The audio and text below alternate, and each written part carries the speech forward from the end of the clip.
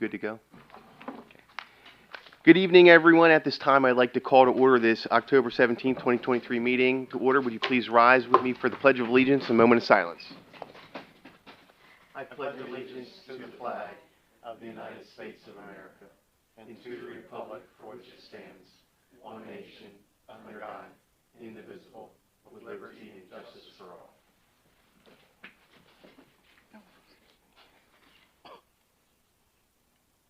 Thank you.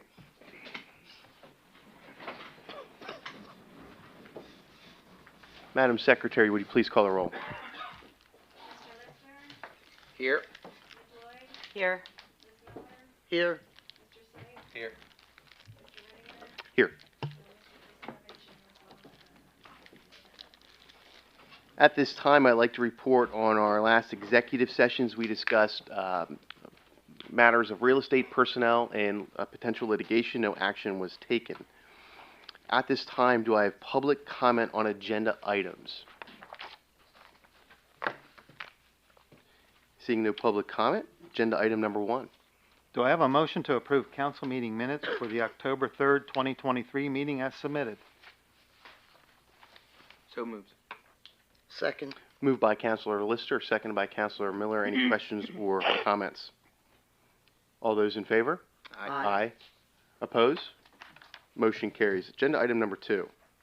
Do I have a motion to approve the payment of bills as shown on the accounts payable list dated October 12th, 2023 for the period of September 27th, 2023 through October 12th of 2023, and to ratify approval of such bills already paid and to authorize the appropriate officials to take the required actions to make said payments? So moved. Second.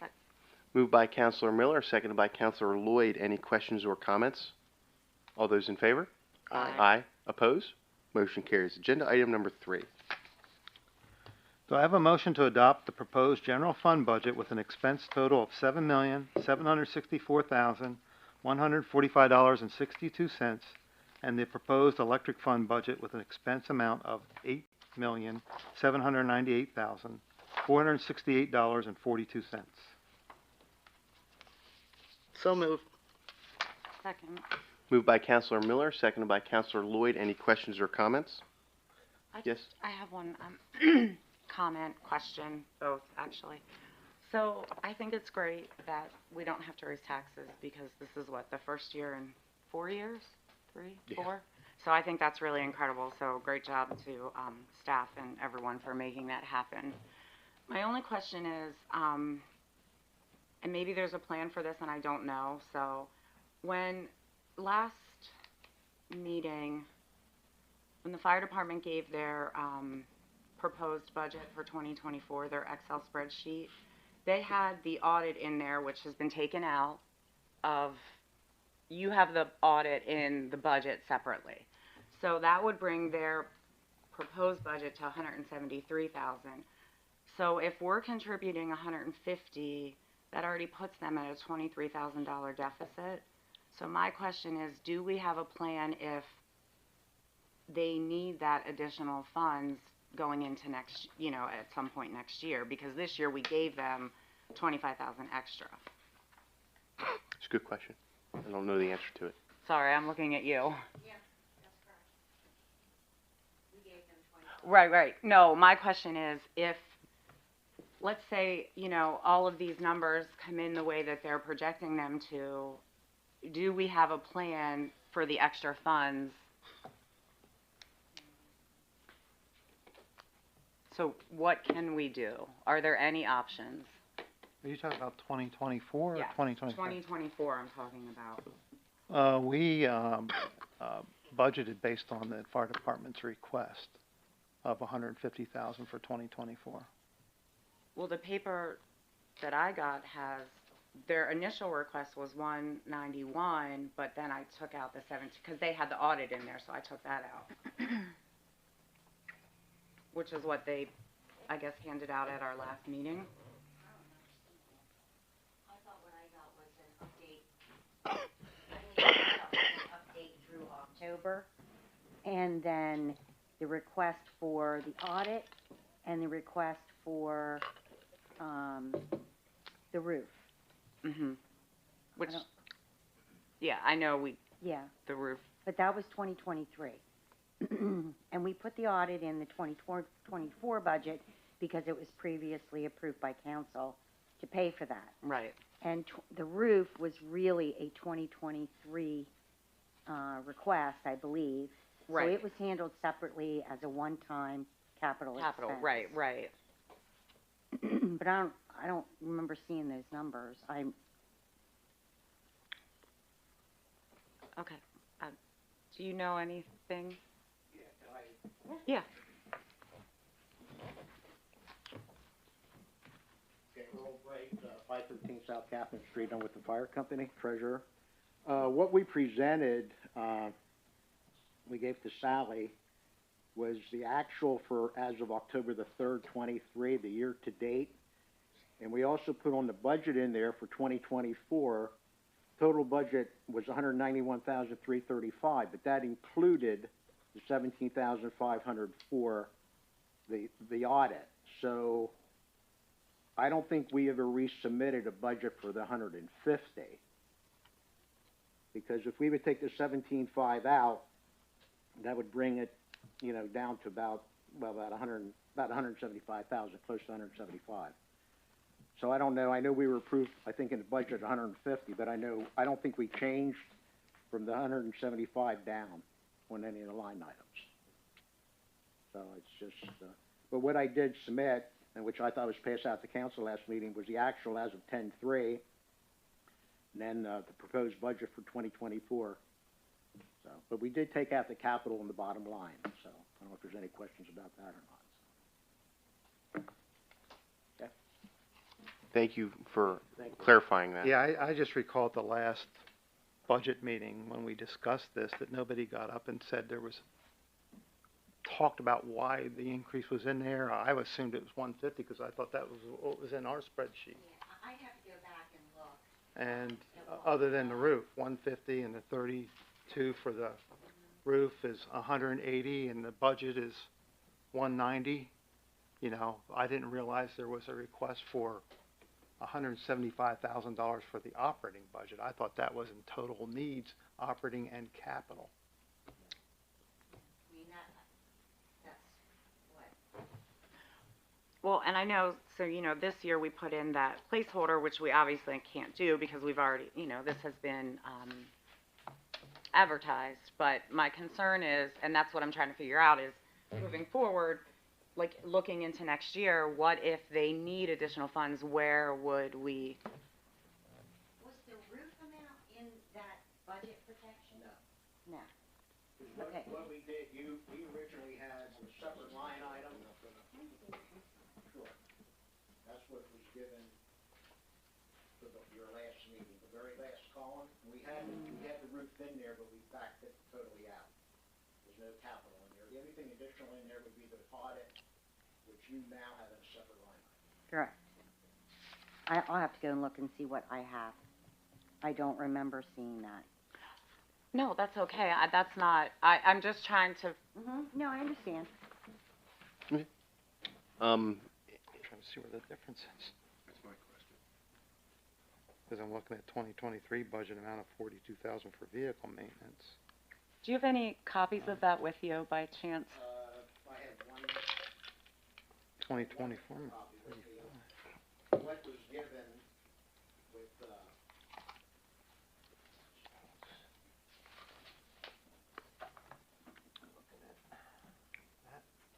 it's something Jim Wheeler did for the 2024 budget justification. And then with the spreadsheet and also it had the roof, estimate on it.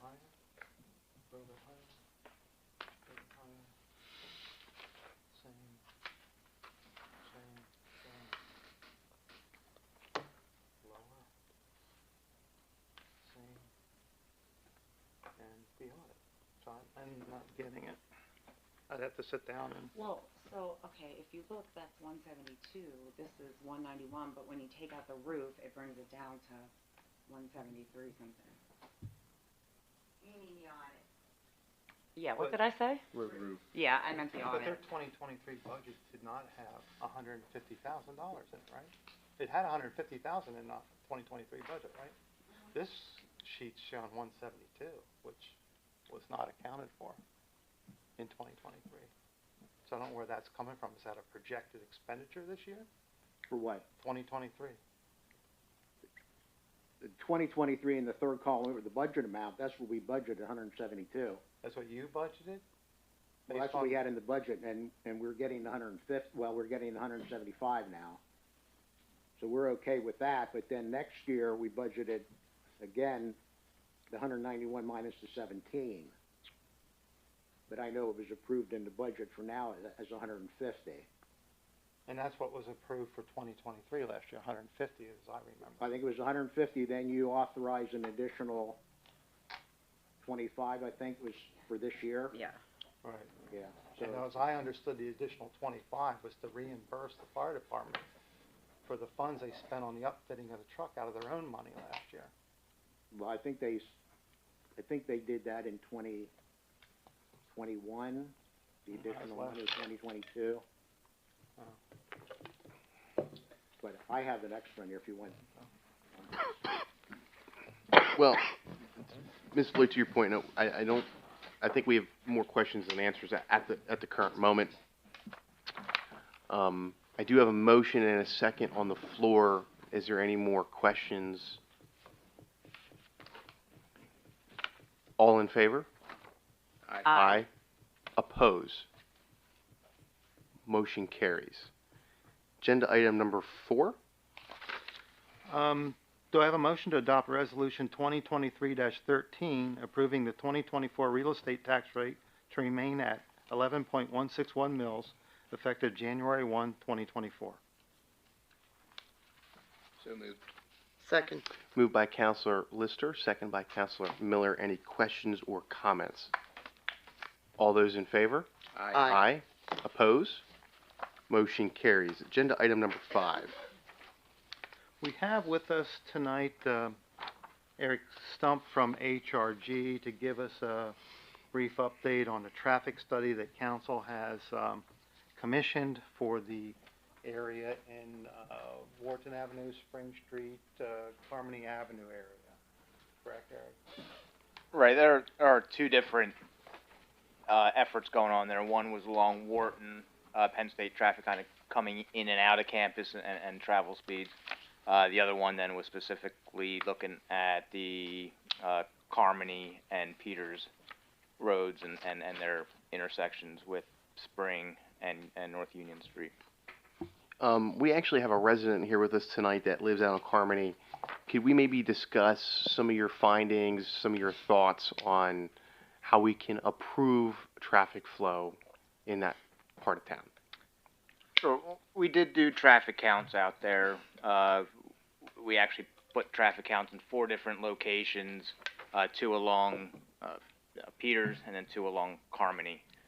Essentially where the apartments are in the middle, we count on either side of those along both those roads. So 4 different locations.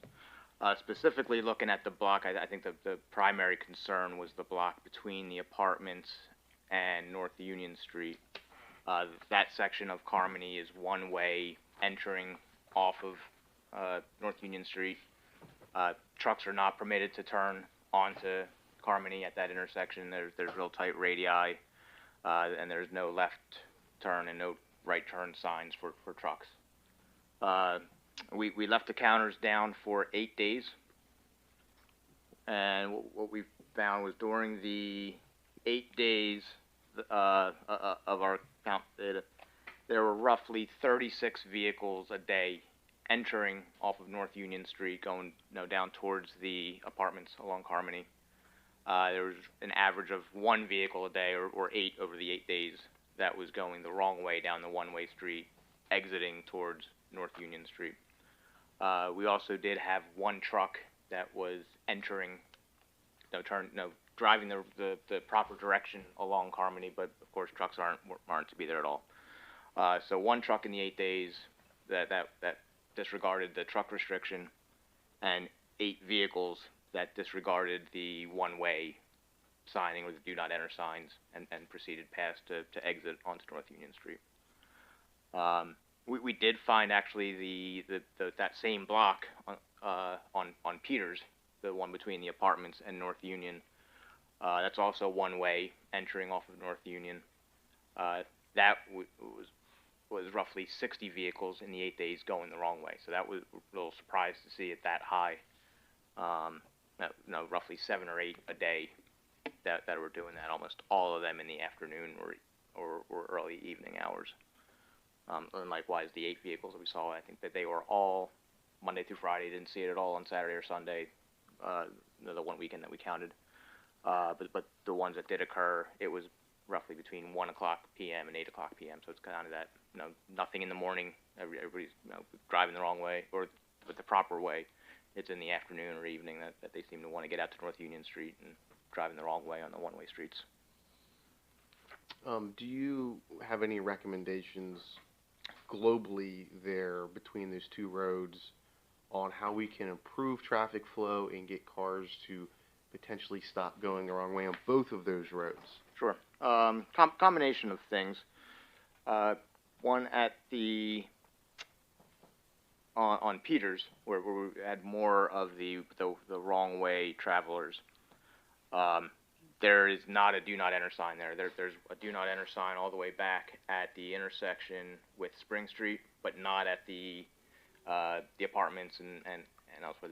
There is a one way sign, but there's not a do not enter. So I think adding that would help reinforce potentially pavement markings, maybe an arrow pointing one way to help reinforce it. We had suggested reaching out to both homeowners there as well as the owner of the apartments to get it out to their residents that it's become a concern with other residents and of the borough that we're going to look to increase enforcement efforts out there and tailor your driving accordingly. Make sure you're following the signs. We're trying to enhance the striping and the signing to reinforce the restriction to make sure it's clear. But presumably it's mostly local traffic that's doing it. It's possible it's a guest or a delivery, but I would think if you're able to get word out that you're going to start enforcing it, and then the last part of that would be to potentially enforce it or have somebody sit out on Spring Street, not Spring Street, out on North Union, waiting for somebody to come out the wrong way. Again, you might spend a lot of time and maybe see one vehicle do it, but I think those were kind of the suggestions to signing, striping to reinforce the restriction. Get word of mouth out to those that are potentially violating the restriction, and then coupled with enforcement if there's ongoing issues. We have a resident with us tonight. Would it be okay if we gave him an opportunity to give us his brief description of what he sees? Is everybody okay with that?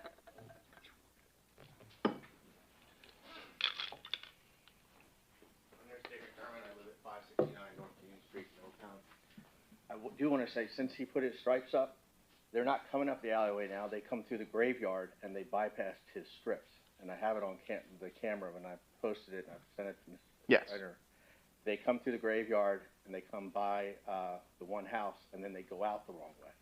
Since you put the strips in, because all of a sudden now they see the strips, they think they're like photo camera strips or whatever. So they're going around and going out the wrong way the other way. Since I was here last time, I replaced my gutters. They got hit again. I can't put it into my homeowners again or I'll lose my homeowner's insurance. It's going to cost me $3,000 to fix my gutters again because the trucks ignore the signs. UPS goes down with the high trucks. FedEx goes down with the high trucks. Giant food delivery, and I've called the company numerous times. The guys still turn down that alleyway and go through the house. We had our own Borough Clean truck go down and get really ass close to my house with the big truck. And I called about that and I haven't seen it since. But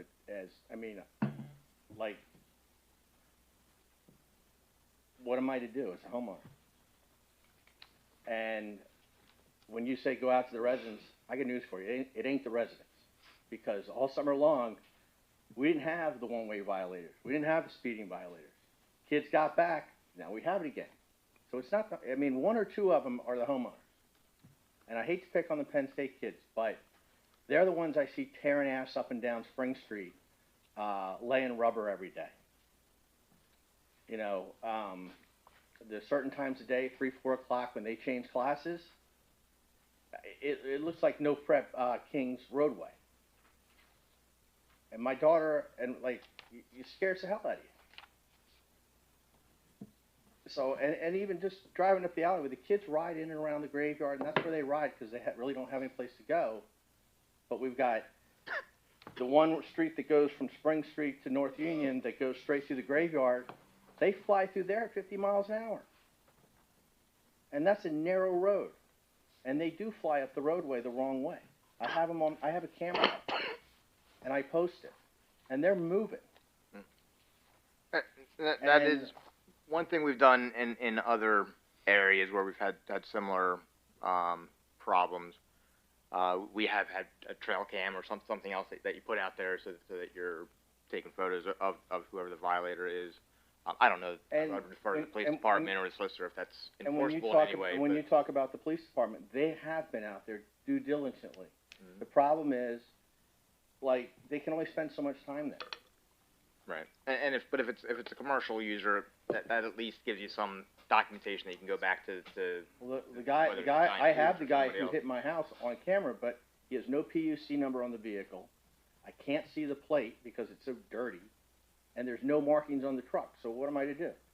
So I'm gonna have to save up out of pocket and get somebody to come out and fix my gutters again. But then if I fix them again, do I have any guarantee that because my homeowner's insurance said they won't do another policy for it. I've had 2 in 3 years. They won't do it. They'll drop me. So what do I do? The other thing is, we didn't have any trash all summer long. Kids are back. I got broken beer bottles in the alleyway. I got beer cans. I got Turkey Hill bags, 7-Eleven bags, Giant bags. I'm out there every morning before I leave for work picking up trash. And I hate to pick on the Penn State kids, but it doesn't happen during the summertime. August, 3rd week, 4th week of August, it starts. And then, around June, July, when they're leaving, it stops. Now the trucks, I don't know what to do. My insurance company told me to stick a metal pole in the ground at the corner of my property and concrete it in, and then if they hit it, they hit it. But at least they're not hitting my house. I have seen that treatment. I mean, put a concrete bottle. Well, the problem is, that's $2,800 for me to do that. Mhm. I don't have $2,800 to. I got a 14-year-old clothing habit. I don't have $2,800 to, And I came to you guys last time. I just don't know what to do. And the signs, they kind of help a little bit with the trucks, but I still have stopped trucks that have no business turning down that road and told them to back up. We just had a Lowe's truck the other day, big 32-foot box truck, would have ripped my gutter right off. Not to mention, it probably would have ripped your telephone pole down because as wide as he was. And he argued with me about it. He goes, well, my directions tell me to go this way. His delivery was on Spring Street. He could have gone anywhere. And I brought up, not to do with my alleyway, but I told the chief about it here tonight. I went to pick up my daughter at school. I went up to Spring Street. I stopped at the stop sign. I looked left, looked right. Thank God I looked left again, because the gentleman came off campus, blew both stop signs, and was doing a good 100 miles an hour. He would have killed me. Larry Etter was across the street putting his trash out. He was screaming at him, and his neighbor across the street, he hadn't screamed at his neighbor to stop backing out the driveway, he would have killed him. And that's a constant thing now that the kids are back every day. They're leaving campus like it's no prep Kings, like 1,000,000 miles an hour. They fly down Spring Street all the time. Every day, in the morning when they leave to go to class, and when they come back for mid-morning break, and then when they go back for evening break. They're flying. The husband and wife that I take, that my daughter goes to gymnastics with, they live on Wharton Avenue in that space in there. He's about ready to start rolling bowling balls across the street. Because he goes, he's afraid for his daughter to play out front because that's how fast they go. And it's an everyday thing. And I know Middletown Police can't be everywhere. But that's crazy.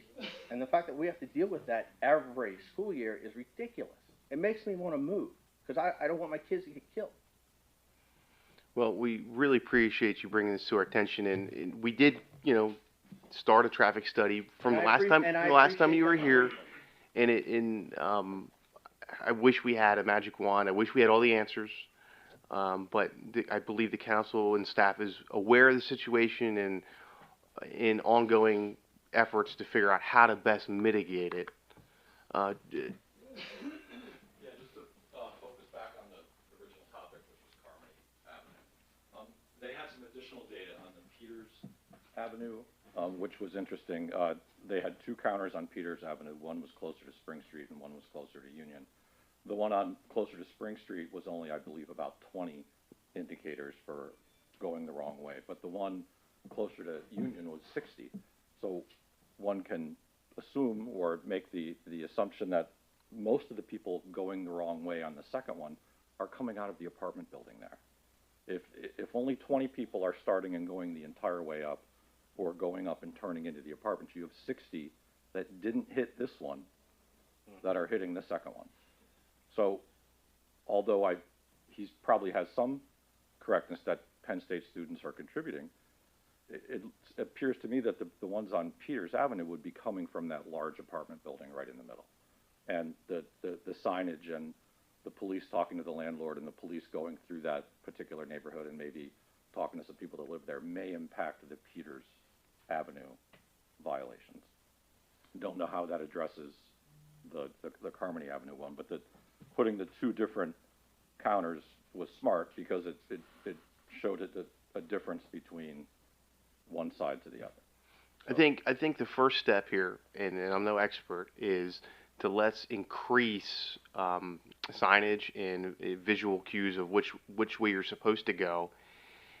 Get in contact with not just the Peter Avenue's owners, but also Penn State. We get a liaison, somebody that we can reach out to Penn State, talk with them, and once all three of those have been done, get the counters back out and see what that data gives us on another, week or two period of recordings.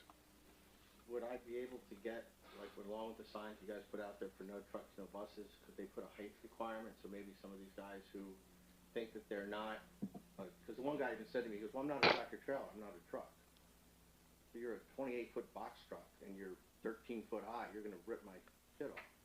So, like, if it had a height restriction, maybe some of these other ones that are box trucks who don't think they're tractor trailer trucks, maybe won't come down.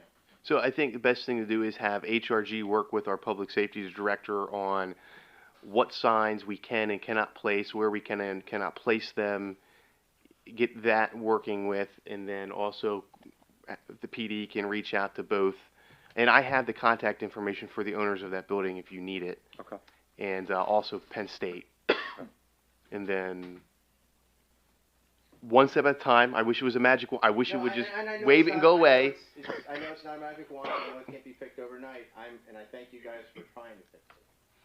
And then maybe once we do the second round, we'll see what happens. Maybe we get some more data at times, and if we can gather a better window, maybe we can have the police department sit out there. If we know it's more consolidated around this hour. We still sit out there, even though it's only the Carmody Avenue one. But we didn't realize the extent of the Peters Avenue one, which citing some of those maybe one day they go this way and one day they go that way. Yep. So, citing some of those may impact both of them. And the continuing Penn State traffic study may have an impact on this also. If we're funneling cars in a particular direction based on that study, it may impact how many cars are exiting the campus in that particular way also. So, Didn't we at one time, one of the meetings you were at, talk about closing that, You guys did. yeah, that part right there, from the street to right Yeah, past you your guys property? did. It was one of my ideas. But we're having, what you said, 36 some cars a day coming in that direction. So the question is, if we were to close that, what would? Well, the majority of the cars that go through, they go all the way to Spring Street and into the houses. No, I understand. My question would be, if we close that, those 36 cars are going somewhere else. So now we have domino effect. So what would be that domino effect? Would be They'd be on by the mayor's house. or through the cemetery. More through the cemetery. Well, that's what I was gonna say, can't we approach them? I mean, that's not a public street, they could It's, close it's that off. not, they could close that potentially off gate off completely. some of that access. I don't know what their rules are, or how they do that, but they're not our streets, so. That could be a conversation he has. Okay, maybe we can make that a third conversation, Peters Avenue, Penn State, and the cemetery. And even if the cemetery isn't in favor of gating anything off, you know, maybe they can put some signages up as well. Right. You know, hey, this is one way, or this is, you know, one lane traffic, or whatever the case may be. But I think if we can do multiple things here, hopefully we can get this somewhat under control. I can't make any promises, and no one here can make any promises, but we appreciate you coming in. Go ahead. Sorry, and maybe if we can put a sign up, we can put it, it can be placed, you know, as close to your property that maybe instead of the cement, they would hit the sign first and then back up. I mean, Yeah, I'm just distraught for the fact that, you know, I literally just replaced the gutters last time I was here, and somebody whacked it again. so I do have a question. So I know this has been at least a year that you've been dealing with it, but you've lived in that house for how long? 6 years. 6 years? Do you think, well, obviously it's gotten worse in the last, In the last probably 2.5, 3 years, it's gotten worse. Deliveries, I think, are, Yeah, deliveries, since COVID, deliveries are up, and then there's the truck issue, and then they built the, Capitol Heights, which is another issue. I was just curious if, I mean, since those two Time-wise. things happened, COVID and Capitol Heights being built, that has increased the traffic flow. Exponentially. a lot of delivery services ramped up and new ones came out after COVID. when Yeah. COVID happened. And I think more students have cars too, and as more students have cars. time goes on, and Yeah. us old heads didn't have cars ever. Kidding. We appreciate you coming in. We'll keep you up to speed, and And thank you for all that you guys are doing. it sounds like staff and has some work cut out for us, and we'll keep you in the loop. Thank you very much for your time. Sending me video. Hey, I don't mind. That's what I'm here for. Agenda item number 6, Fire Department Work Group. I can take this one, Mr. Peter. My goal, as you can see here tonight, is there's definitely some confusion going on in regards to the fire department and council. So I would like to put together a working group that would consist of 3 council members that could work with the fire department directly and help alleviate some of these questions, answers, so that we can get this kind of back on track. So I would like to appoint Councilor Lister, Councilor Lloyd, and I had in mind Councilor Willenbecker, but since she's not here, I'll take her seat. So I'd like to appoint those 3 council members to be on a working group to work directly with the fire company so we can help better relations and answer some questions. So that's all that was. I think you should take Dan as well, considering the fire department actually helped draft his job description, which indicates he's gonna be a liaison. with the fire department. Oh no, he absolutely is. This is just 3 council members. You know, I can only appoint 3 council members, but that is not replacing Dan in any way, shape, or form. So I don't want to have that misconception. Agenda item number 7. Okay, that's the manager's report. Looking at item 1 on my report, you'll see that we already took care of that in the previous agenda item. So we'll jump to number 2. That is the bids for the sale of 507 East Emaw Street. We'll need council to approve those bids at the November 8th meeting. So we'd like to have that on the agenda for the business meeting. And we will do so unless there's any objections. Item number 3, Neighborhood Dispute Settlement, sent in their annual support request. They're asking for $2,400, which is the same amount as last year, and I think maybe even the previous year. So we will put that on the agenda for your vote of approval on the November 8th agenda as well. Item number 4, that we have a special request application from the Historical Society for the Frosty 5K Run Walk. They are requesting the use of Huffer Park on December 2nd from 7 a.m. to approximately 11 a.m. or until the last runner crosses the finish line. So we will we recommend putting that on the agenda if nobody has any objections.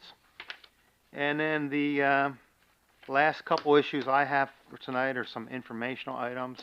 Item number 5, some good news. We received a $38,000 grant from the Dauphin County Gaming Board to apply toward the debt service on the newest pumper truck in the fire department. And then item number 6 is informational item that we have been receiving some phone calls regarding the use of food trucks.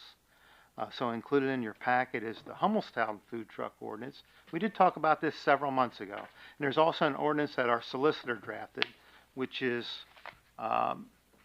pretty more involved, but just to give you a briefing, I'd like you to look at it so we can talk about how you want to move forward at this time, because the Hummelstown ordinance basically is saying that no food trucks are allowed in the borough except for special events as approved by the borough.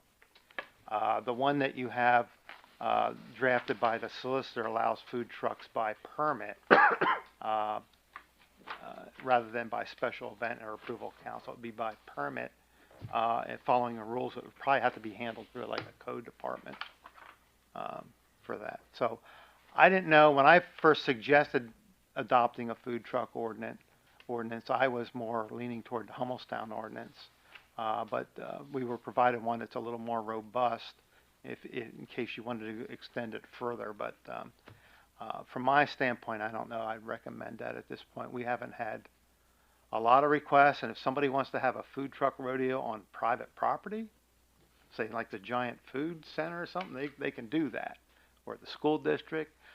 We didn't want to. I didn't necessarily want us to get involved with policing food trucks that park along Main Street or Union Street and compete with the Brownstone every Monday, for people who come out of their businesses, and I didn't think that was good for the restaurants. So I thought it should kind of stick to a special event type of thing, but somebody had to request to do it and get your approval. No, I agree with you. I mean, we have a lot of food establishments in this town that, are hurting for business. We're losing them like that, yeah, right? and they're leaving, and if we allow food trucks just to be wherever in the borough, it's just going to hurt our businesses that we want to stay. It's different if it's an event. Yeah. So if you'd rather have something like the Hummelstown ordinance, a more simple thing, I think Latoya can take that back to Jim and he can revise his version and make it more like the Hummelstown ordinance for us to look at. I read both of them, and I liked Hummelstown's better. Okay. It just seemed easier to understand. Somebody that would be looking to do that, they would get a clear understanding. Yeah. Any other comments? No. Okay, Latoya, if you could give Jim that message, and Sure. I'll work with him on that. Okay. That's all I have, Mr. President. We can move on to the next agenda item. Excellent. Agenda item number 8, codes. We don't have. Do you have anything for codes or?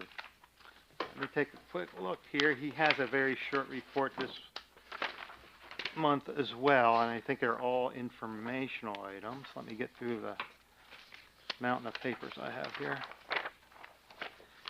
Okay, he had 70 open violations he's reporting. He had 8 rental complaints, 12 property complaints in the month of September. He would like to recommend council add to the agenda the stormwater operation maintenance agreement for 710 Hoffer Street. So if nobody has any objections, we'll have that on the business agenda for November 8th. It's a stormwater operation and maintenance agreement. Anybody who develops land and has to put in a stormwater, they need an operating agreement. And our engineer, HRG, has reviewed that for us. So we'll put that on the agenda. Just 2 other informational items there. Codes Department has been communicating with Dauphin County to talk about the blighted and neglected properties. And the department continues to educate and bring awareness to owners and residents to comply with all ordinances and regulations. Any questions? Anything to take back to Jason? If not, we can move on to... Miss Lloyd, do you have any questions? Why does my face look like I do? I thought so. No, I was I can help explain it if you would like. No, I just realized. I was trying to place where it was and then It's an empty lot that's going to be a home built on it. okay. Alright, nope, I'm good. Agenda item number 9. Greg is also out on vacation. So his information items are all information items this month, no action. I guess we'll just ask if you have any questions, why? Let me know.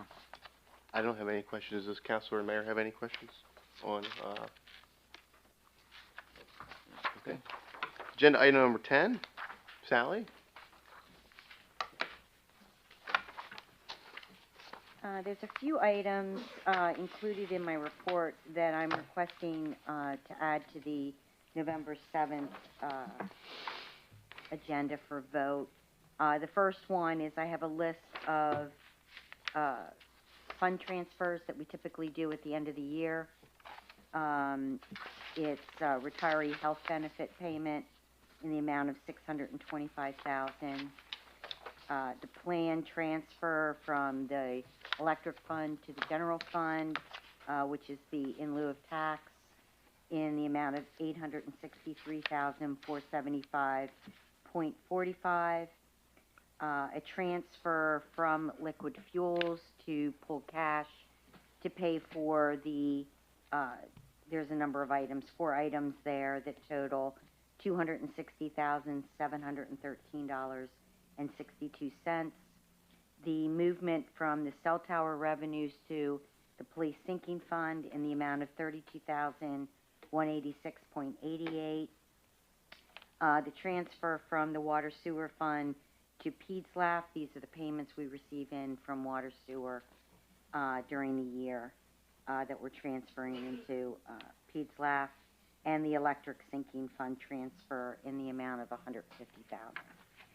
The other request for vote is the capital sinking fund that we talked about for MS4 work. We, based on conversations, it looks like there's going to be about $600,000 over a 20-year period that we want to do a 10% on positive fund revenue at the end of the year with a $50,000 cap each year. So we would like that ordinance reviewed for vote in November. And the last item is I talked to council briefly about the commercial bank fees. We are getting hit, and my numbers are pretty clear. In 2021, we had a little over $12,000 in credit card fees, and this year, year-to-date August, we have over $52,000. And that's simply because we have large commercial clients paying on the online portal, which is great, except we're absorbing the bank fees through those.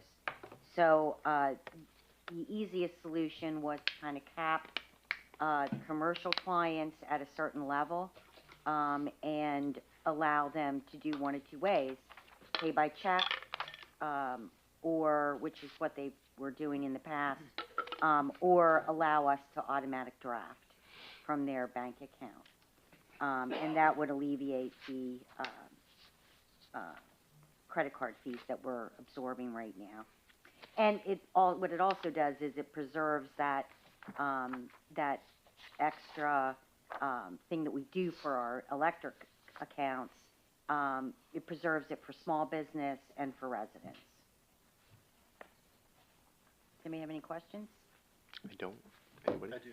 What was the transfer from the electric fund to the general fund? That was the in lieu of taxes for Right, what was the 2020. amount? 863, which was in the plan.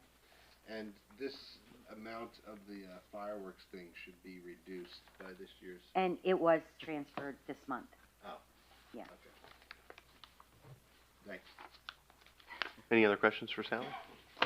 Thank you very much, Sally. Welcome. Agenda item number 11, Fire Department. Do you have anything?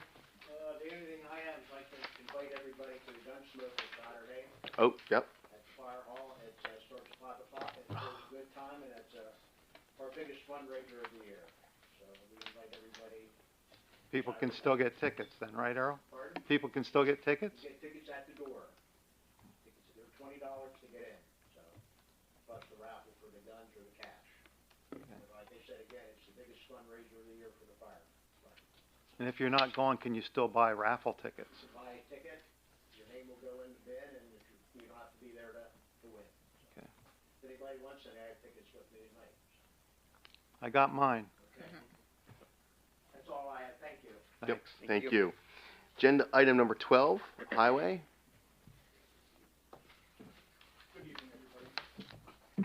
A couple of quick things. Working with the solicitor on our mowing contract, our mowing contractor decided to stop mowing. So we're looking at our possible remedies for that. That will require, what I have down below is an action item to advertise for a bid to put on the November 7th meeting, so that I can pull together a bid and a bid package and get that out for folks for our 24 mowing. When I'd spoken to our contractor over the summer, he had indicated he was interested in mowing again next year, so I did not put it in the budget. I didn't change it in the budget. I anticipate that our mowing costs will rise significantly with a new contract. The gentleman who stopped mowing this year and sold his business or equipment we saw had a contract for next year and it was fixed. So that's why we were surprised by it after the budget all we went through, that he stopped. And so now we open ourselves up to bidding and higher prices for next year that weren't accounted for in the budget. Such is life, we will figure it out. So, we will be doing a fairly large storm sewer project on Roosevelt Avenue, and I'm just bringing to council's attention, we would like to store our materials on a vacant lot that we own along Spruce Street, north of the substation. It'll be a lot easier for us to put the pipe and the inlet boxes and everything there, and then just have to go a few blocks rather than trying to take all this material through town. We will restore the lot and reseed it and everything once we're done. It'll just be a staging area for us. Is that the borough project? Yes. Okay. About 920 feet of pipe and 9 inlets. So, Okay. to follow up on some of the Carmody things, we did have a virtual meeting with HRG yesterday. I had staff go out and do one calls to place additional signage. They did the one calls today, so we will be able to put some additional signage up there at this point early next week. Our one calls will be valid. Look at that, we're moving, we're making progress. We're not even over the meeting yet. Yes, we can get some things done out there, hopefully. Leaf collection began yesterday. It's kind of hit or miss throughout town. But, the crew is out. Right now, it's just one person taking care of leaves. I would anticipate here in the next 2 weeks, we'll have to throw some other people on it as they start to come down hot and heavy. Again, apologize for the whole crack ceiling debacle. I will be creating a list of standards and what our expectations are, and that will be submitted with the COG bid for future projects. And I will definitely go over those a little more rigorously in a pre-construction meeting with the vendor. The crack ceiling's important. It does do what it's supposed to do. You know, once they were advised of it, they got a little bit better with what they were doing. And so next year it will all be upfront in part of the bid package, and we will hopefully have a better result next year. Thank you for addressing it. You're welcome. A couple action items I had. We already talked about number one, request to add to the November 7th meeting agenda. A bid for grass mowing for 2024. Request to add to the November 7th meeting agenda. Approve purchase of equipment and upfitting services for the dump truck project through Stevenson's Equipment. Funds will be a combination of grant funds from DEP, liquid fuels, and pooled cash. And then the third item would be request to add to November 7th meeting agenda, ratify funding sources and costs for the dump truck chassis, which was originally approved in 2021. Jenny had called me about that today and asked if it was the same truck, and I said yes, we were finally able to purchase a truck. So a few of the costs have changed a little bit, working with DEP. So I tweaked, Sally won't take credit, she did 95% of the worksheet. I just put some different numbers in it, so I'm gonna work on with that with her tomorrow and the numbers, but, it'll be a good project to get the things ordered and hopefully we can put it to bed. Thank you. Grant money's going to cover about half of the project. Excellent. Any questions for me? No. Awesome, thank you.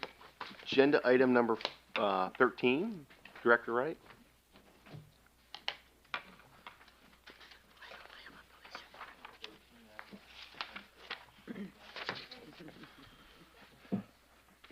Good evening, everybody.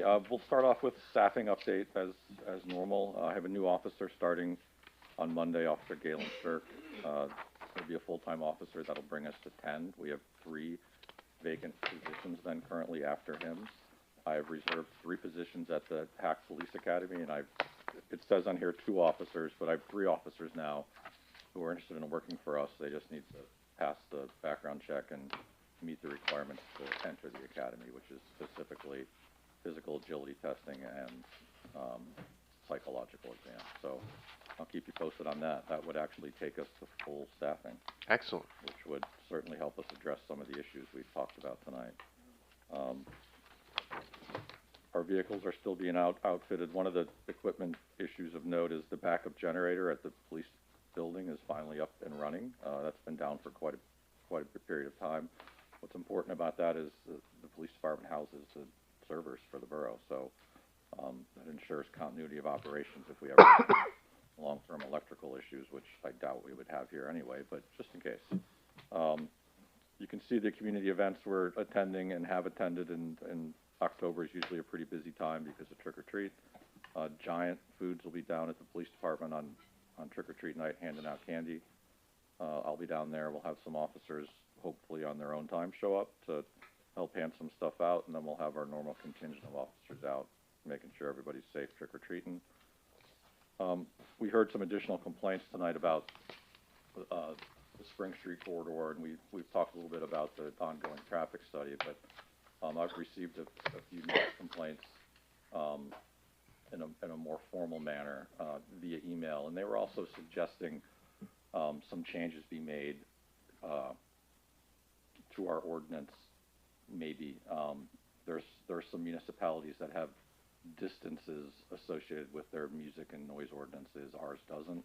I'm not suggesting we do that, but it's something that the staff and I are going to probably take a look at just to see if it's something we'd be interested in. I'm not one for being reactionary and just changing ordinances like that, but I wanted to let you know that somebody had made that suggestion to me, that there are different ways of approaching this. We've been pretty good about addressing a lot of it. If you see the Middletown Crime Watch crime log, we've had numerous arrests for noise ordinances and disorderly conduct issues in that corridor. And again, hopefully getting to full staffing will help us address a lot of those issues. Anybody have any questions? So it's not only just speed, trash, it's also noise. Some of these cars are loud too. I've also partnered with the student conduct office, and they receive an email from me now whenever a Penn State student's charged with a quality of life crime in the borough. They can also address it from their end. Sometimes a little bit of heat from the university that you may no longer be a student here can have a bigger impact than the $300 fine they get for being disorderly. So I don't think anybody's getting kicked out of school for getting a citation, but I think the heat might help with the behavior. So, that's what we need. Exactly. It's excellent. It's good news. Anybody have any other questions? Mayor, do you have any questions or concerns? Update us on. I do. Oh. The event on the 21st, the Fall Festival, Yes, is that the one at Reed? that is the one at Reed. So we will probably do a 20-minute stop in and say hello to the kids. And There's also, Mara also has an event on the same day, at the same time, in the high school parking lot. Okay. So I wasn't if you're out invited. that way, Okay. Yeah, that's one. It's out of the borough, so we'll just do a quick 20-minute, half-hour drive-through if we can. The rest of them are all in the borough. okay. Thank you. Excellent. Thank you. Agenda item number 14, the joint venture Viola. Anybody here? Nobody?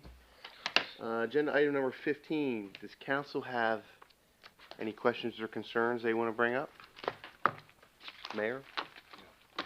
Seeing none, do I have general public comment? All right. At this time, I would like to, motion to adjourn the meeting. We'll be going to executive session to discuss personnel and litigation. Will not be returning. Do I have a motion to adjourn? So moved. Second. All in favor? Aye. Meeting adjourned. Thank you, everyone.